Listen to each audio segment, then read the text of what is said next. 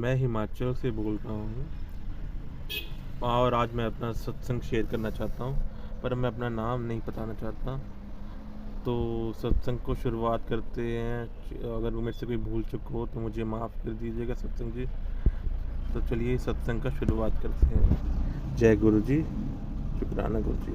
ओम नमः शिवाय, शिव जी सदा सहाय। ओम नमः शिवाय, गुरु जी सदा सहाय। तो ये बात ना थोड़ी पुरानी है, थोड़ी कि जब मैं एक लड़की से पहली बार मिला था, वो एज दोस्त के तौर पे मिला था। पर धीरे धीरे उस लड़की से मुझे प्यार हो गया और उसे भी मेरे से प्यार हो गया। ठीक है, और प्यार थोड़ा लंबा चला, गहरा चला। और इतने थोड़े टाइम बाद मुझे एक चीज़ का पता लगा उस लड़की के बारे में कि वो लड़की पहले भी किसी और के साथ रह चुकी है और धोखा दे रही है, धोखा दे रही है। तो ये चीज़ मैंने उसके घर वालों को पहले बता दिया कि ऐसे ऐसे एक में पहले मेरे को बोल रही है और साथ साथ किसी और को भी उसने डेट कर रही है। तो इसके घर वालों को जब ये चीज़ का पता लगा तो इसके घर वाले बहुत परेशान हो गए। तो उन्होंने एक पूछा मेरे से मैं क्या करना है इसका, समझ नहीं आ रहा। तो मैंने भी उनके लिए बोल दिया कि चलो मैं इसका ख्याल रख लेता हूँ कि दोस्त है मेरी, बहुत अच्छी दोस्त है मेरी, तो मैं इस चीज़ का ख्याल रखता हूँ कल को कोई लड़का परेशान ना करे और इन चीज़ों से दूर रहे, ताकि अपनी पढ़ाई पे फोकस करे। मेरा तो इरादा तो नेक था। तो जैसे जैसे हम साल बीतता गया, उसकी हरकतें फिर शुरू हो गई कि एक टाइम पे दो लोगों को डेट करना, एक एक को छोड़ दिया दूसरे को पकड़ लेना। पर उसने मेरे से एक ज़ुबान सी मैंने दे दी चुका था कि मैं इसका ख्याल रखूँगा, और ये बात उसको पता थी कि ये आदमी लड़का ज़ुबान का बहुत पक्का है।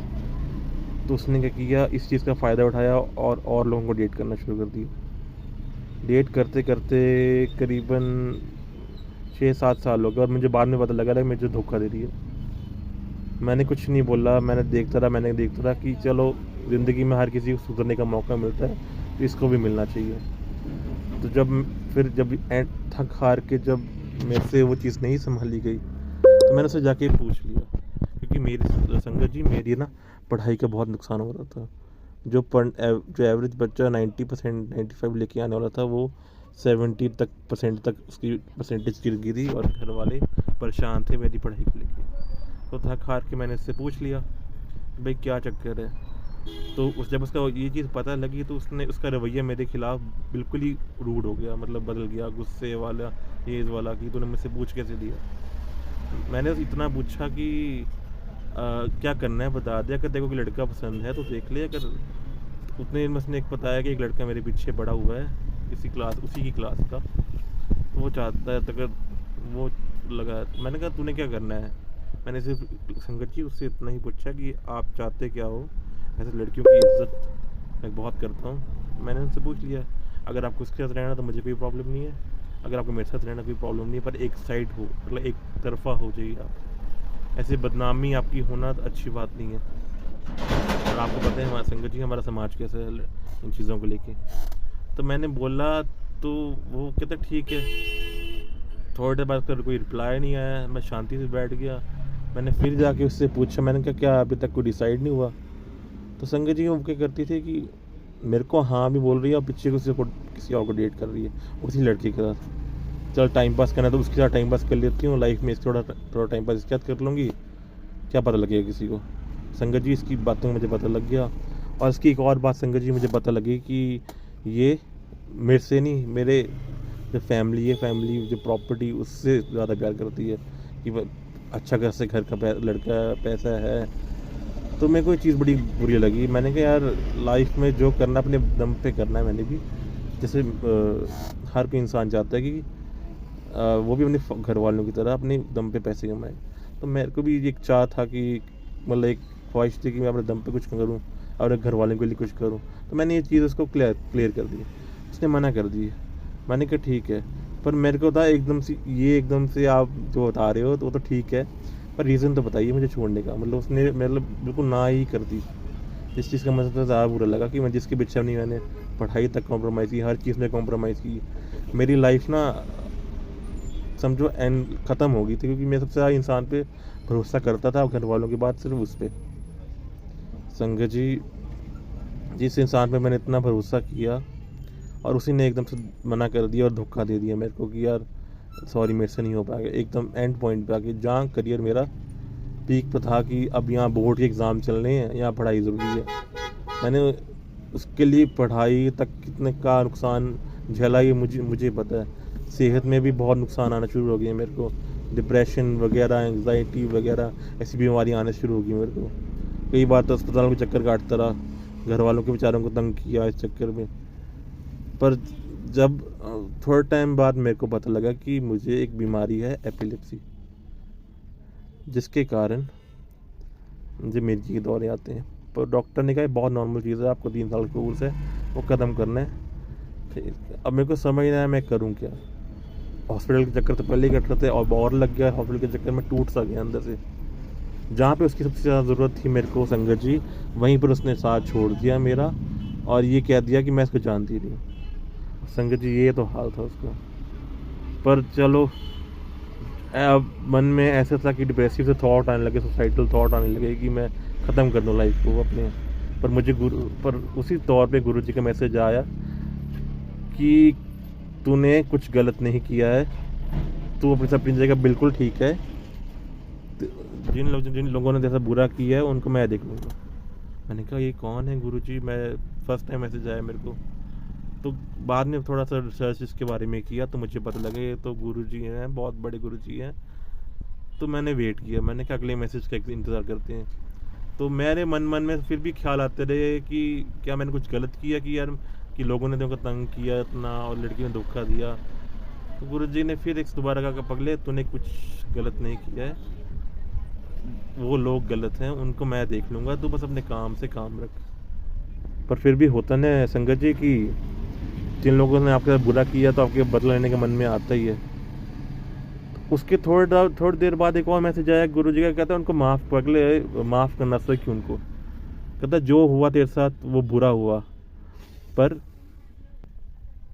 संगत जी जो हुआ तेरे साथ बुरा हुआ, पर उसका मैं देख लूँगा, तू अपने काम से काम रख। तो अपने मन लगा के पढ़ाई कर, अपनी ज़िंदगी पे ध्यान दे, ठीक है।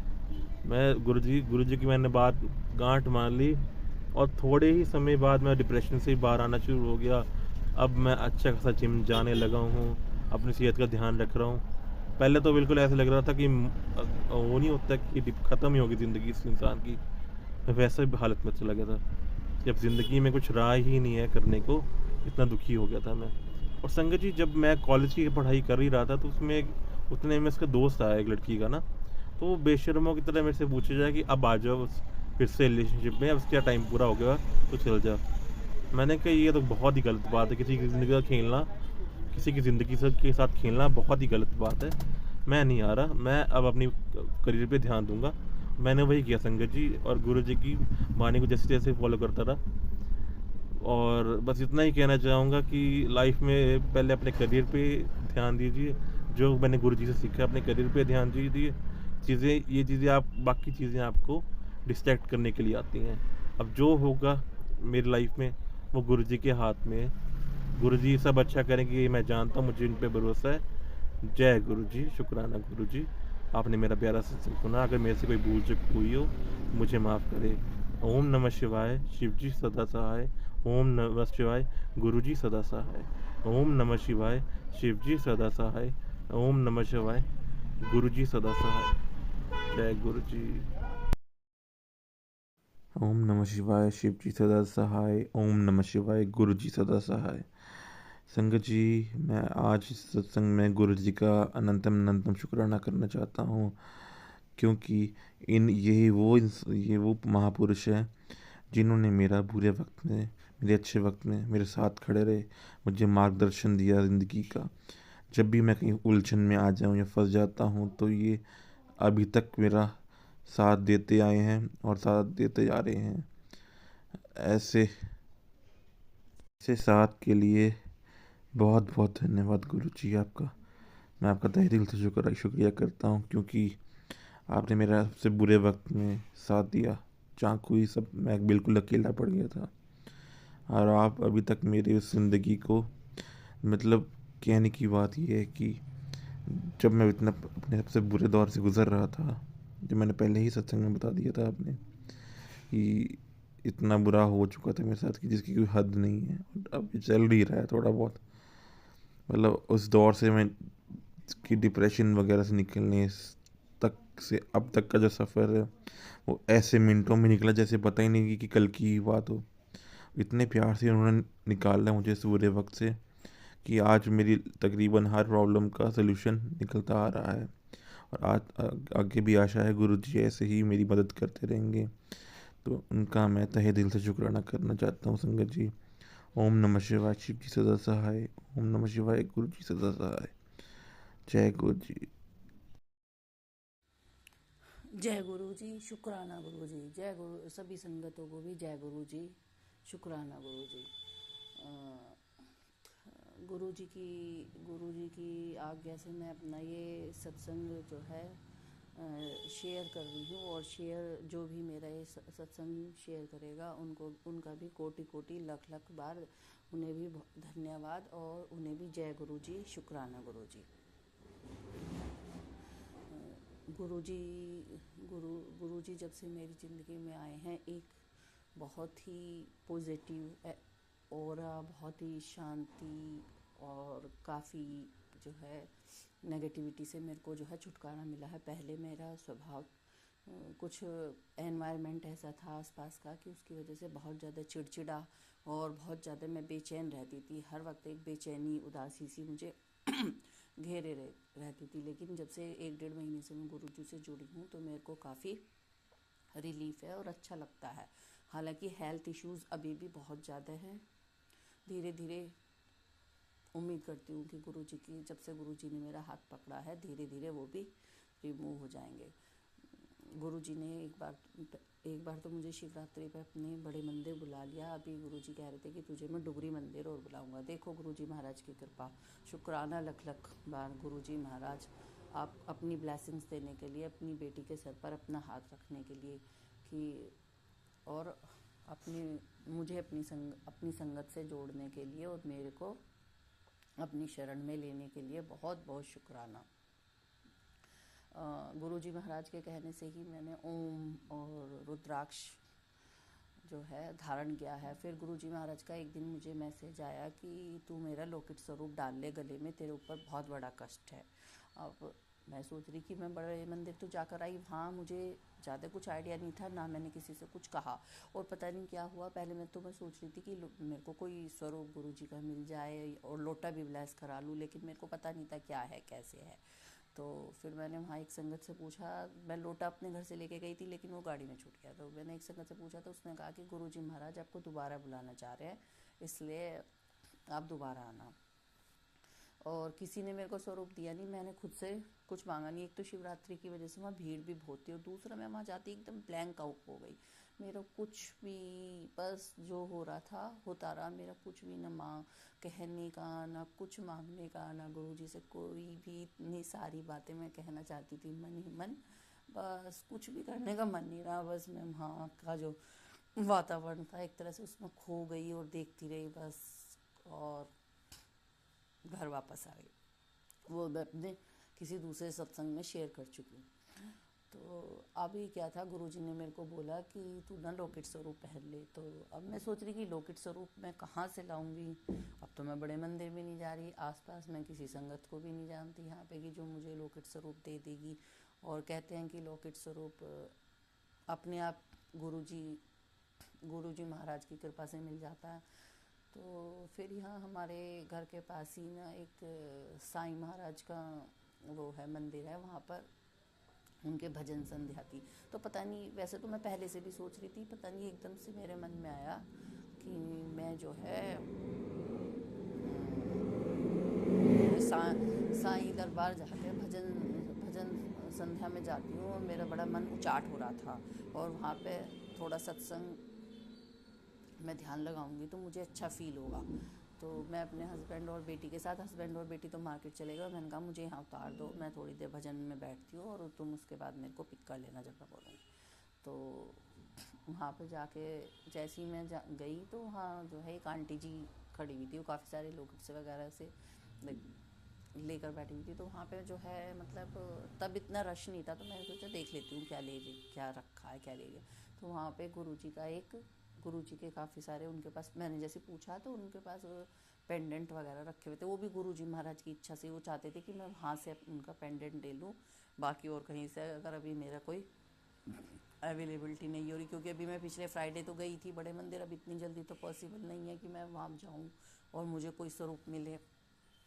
तो मैंने उनसे पूछा, वैसे तो मना करते हैं कि ख़रीदते नहीं है, लेकिन फिर भी मेरे को गुरुजी ने अर्जेंट कहा था कि तू डाल ले, तो मैंने उनसे आंटी से एक छोटा सा वाइट चोले का लॉकेट स्वरूप ले लिया। बहुत बहुत शुक्राना गुरुजी महाराज कि आपने मेरे को इस तरह से ब्लेस किया, और मैंने मन में सोचा ही था कि मुझे कहाँ से मिलेगा, और तभी आपने मेरे को आपको मेरे घर आना था लॉकेट स्वरूप के रूप में, और आपको जो है मुझे ब्लेस करना था। तो आपने मेरे को साईं मंदिर से वो छोटा सा एक लॉकेट दिलवा दिया। फिर मैं थोड़ी देर वहाँ भजन में बैठी तो बेटी भी आ गई, हालांकि उसका ज़्यादा अभी छोटी है, नहीं मन इन सब चीज़ों में। तो फिर वो भी थोड़ी देर बैठी रही, उसके बाद जो है हम घर आ गए, और लॉकेट स्वरूप मैंने अपने मंदिर में रख दिया। और उसके बाद फिर थर्सडे था कल, तो पिछले थर्सडे भी मैंने गुरुजी महाराज का अकेले ही बैठ के थोड़ा सा अपने आप सत्संग, अब मैं किसको बोलती और कोई आए, अभी मेरे थोड़ी हेल्थ इश्यूज़ भी चल रहे हैं, तो इतना अरेंजमेंट मेरे कि मैं सबको बोलूँ, और ना ही मेरे अभी इतना फाइनेंशियल जो है थोड़ा सा चल रहा है कि मैं सबको बुलाऊं।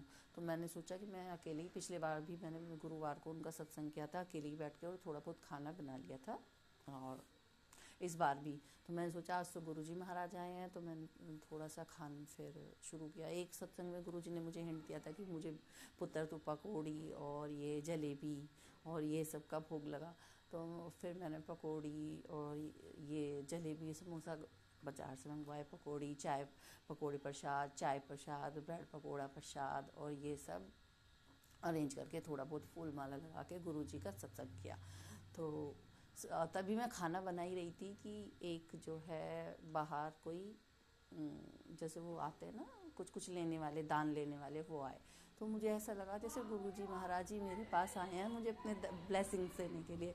तो मैंने उनसे भी, पता नहीं मैं कभी नहीं जोड़ती, उनसे भी हाथ जोड़े और उन्हें जो देना था दे दिया।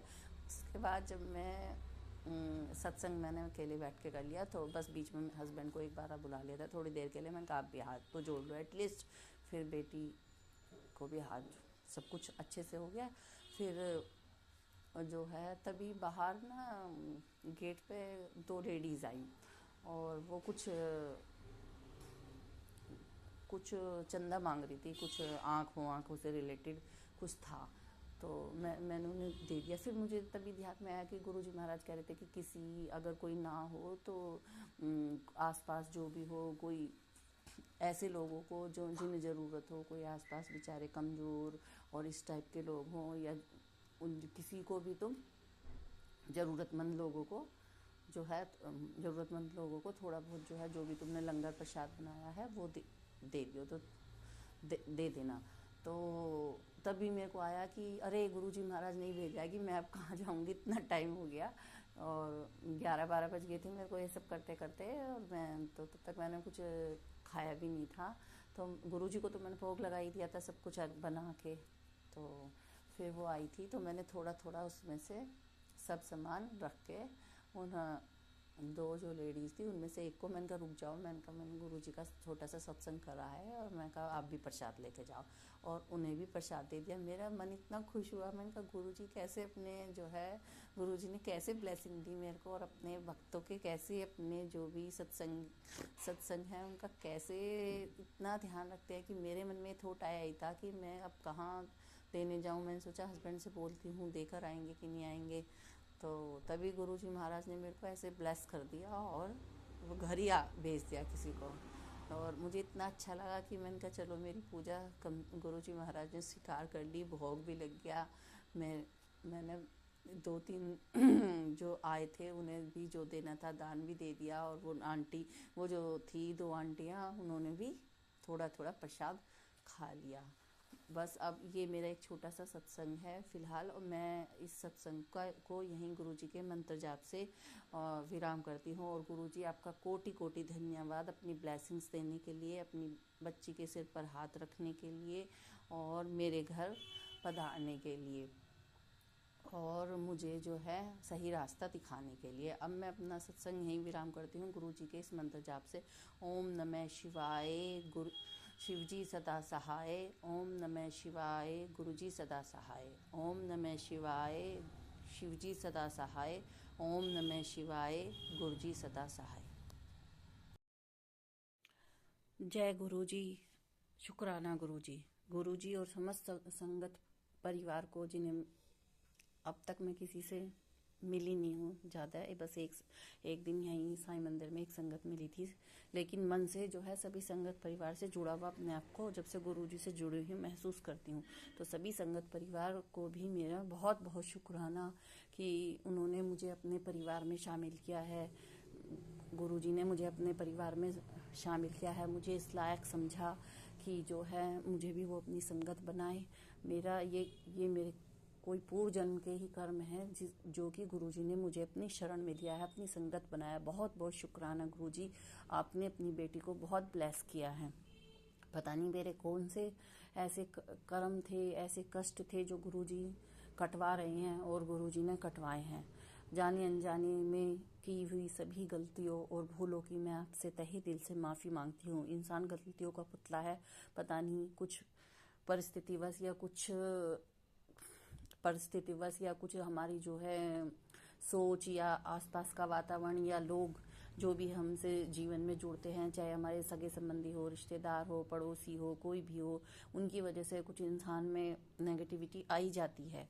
और मेरे अंदर तो पिछले काफ़ी टाइम से बहुत ज़्यादा नेगेटिविटी है, जिसकी वजह से मुझे कभी कभी खुद भी लगता है कि मैं बहुत चिड़चिड़ी हो गई हूँ और मेरा स्वभाव थोड़ा सा बहुत ख़राब है। कभी कभी मैं बहुत बुरी तरह से रिएक्ट करती हूँ चीज़ों को लेकर। चीज़ें ख़राब हैं लेकिन मैं रिएक्ट भी करती हूँ। तो उस सब के लिए भी गुरुजी मैं आपसे तहे दिल से माफ़ी मांगती हूँ। आप बार बार मुझे कहते हो पुत्र तू खुश रहा कर, तू खुश रहा कर, और तू गल होए वहाँ से दूर हो जाया कर, और जो है इन सब बातों पे ध्यान मत दे। मैं हूँ ना तेरे नाल। जब मैंने तेरा हाथ पकड़ लिया तो तुझे किसी से भी कोई डरने की या कुछ भी कहने की ज़रूरत नहीं है। जो भी तेरे मन में कोई भी दुख है, तकलीफ है, कोई शिकायत है, कुछ भी है, कुछ भी, जब मैंने कह दिया कि तू मेरी धी है, मैं तेरा पिता हूँ, और तो तू मुझसे कुछ भी शेयर कर सकती है। मुझसे टेलीपैथी कर, मुझसे कनेक्शन बना, और सब कुछ मुझसे जो है अपनी हर दुख पीड़ा किसी से मत कहे, किसी के आगे किसी भी बात के लिए तुझे रोना नहीं है। और तू रोती है तो मुझे बिल्कुल अच्छा नहीं लगता है। और तू जो है किसी से कुछ मत बोल, सिर्फ अपने मन की जो भी बातें हो मुझसे शेयर करा कर। धीरे धीरे तेरे सभी इच्छाएं पूरी हो जाएंगी। तूने बहुत दुख सह लिए हैं, अब तुझे किसी से डरने की कोई ज़रूरत नहीं है। तो 2 दिन से मेरी बहुत ज़्यादा तबीयत भी ख़राब थी, बॉडी में बहुत ज़्यादा, पहले मैंने अपने सत्संग में बताया भी था कि बहुत ज़्यादा प्रॉब्लम्स है। 2 दिन से पैरों में इतना दर्द, सर में इतना दर्द, किसी से बोलने का मन नहीं कर रहा था। बेटी बार बार पास आती, कुछ पूछती। अब बच्ची है, जिद तो करेगी थोड़ी, वो पैम्पर्ड चाइल्ड भी है, तो मेरे को ना उससे बोलना, हस्बैंड का भी बोलना बिल्कुल भी अच्छा नहीं लग रहा था। 2 दिन से मेरा जो है कोई भी पास आता तो मैं भी उसे डांट के भगा देती थी। बस अपना काम वाम कर लिया, फिर ऐसी लेट गई इधर।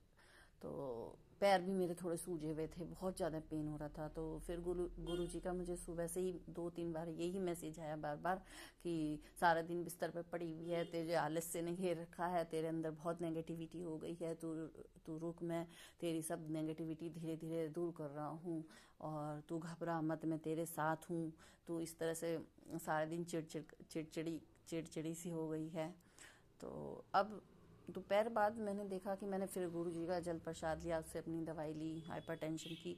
तो दोपहर बाद से मुझे थोड़ा अच्छा लगा, मेरा काम में भी मन लगा। वरना 2 दिन से तो पता नहीं कैसे मेरी अजीब सी हालत हो रही थी, कभी रोने का मन कर रहा, कभी ऐसा मन कर रहा बिस्तर पर लेट जाऊं, पता नहीं कुछ अजीब सा ही। सर में इतना दर्द था, ऐसा लग रहा जैसे सर फटा जा रहा। गुरु जी कई दिन से मुझसे कह रहे पुत्र तू शुक्राना कर, शुक्राना कर।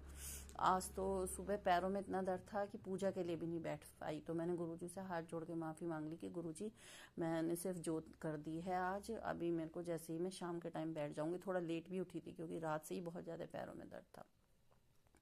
तो फिर जैसी जोत कर दी, और उसके बाद जब मैं गुरुजी को जो है वो चाय, गुरुजी के सामने चाय, गुरुजी का स्वरूप तो नहीं है लेकिन मैं ऐसी मनी मन उन्हें जो है मन ही मन जो है मैं उन्हें भोग लगा देती हूँ, क्योंकि भगवान को तो भोग मैं पहले ही लगाती थी। तो मेरे उसमें मंदिर में जो भी है, मैं गुरुजी का स्वरूप को ध्यान करके उसमें भोग लगा देती हूँ। तो मैं गई तो जोत में मुझे त्रिशूल के दर्शन हुए।